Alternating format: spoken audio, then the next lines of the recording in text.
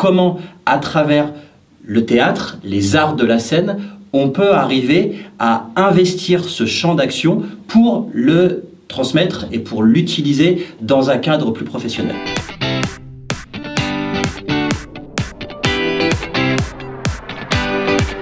La proposition, c'est de s'appuyer sur les ressources de l'art, et là en l'occurrence chez nous c'est les arts de la scène, pas simplement le théâtre, vous allez le découvrir, c'est plus largement les arts de la scène, pour justement contourner les résistances du mental, aller chercher des ressources qui ne sont pas simplement des ressources intellectuelles, mais des ressources plus profondes dans la personne, et trouver les vrais ressorts de ce qui fait la puissance dans la communication et la capacité d'impact. C'est vraiment une formation expérientielle, dans le sens où c'est une formation où on pratique. C'est vraiment une formation, c'est une formation certifiée 100% sans slide.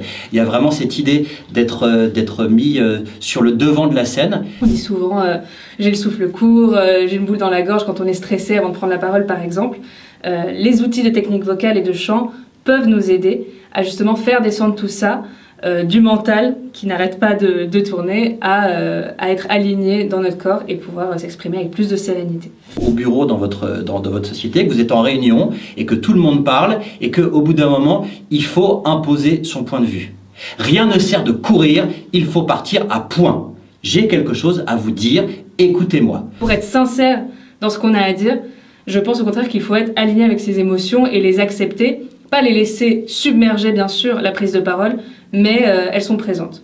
Encore une fois, quand on assiste à des discours, c'est quand on sent l'émotion qu'on est nous-mêmes pris, saisis et convaincus, in fine. Au-delà de l'improvisation théâtrale en elle-même, ce qui se travaille, c'est quoi? C'est la relation à l'autre, c'est la relation au partenaire, c'est la relation à son auditoire, et c'est aussi la capacité à être à l'écoute, et c'est la capacité aussi à être dans le moment et dans l'instant présent. On n'est pas sur du coaching, on n'est pas sur une formation classique de PPP, on essaye d'aller au-delà de ça pour que ces outils, on les digère, on les intègre, on les digère et qu'on aille ailleurs. Et que aller ailleurs, c'est aussi aller sur le chemin du développement personnel, de l'authenticité. Et là, on l'a vu en quelques minutes, même si évidemment on ne vous connaît pas, on voit aussi à travers cette dernière prise de parole des personnalités qui émergent. Et ça, c'est super.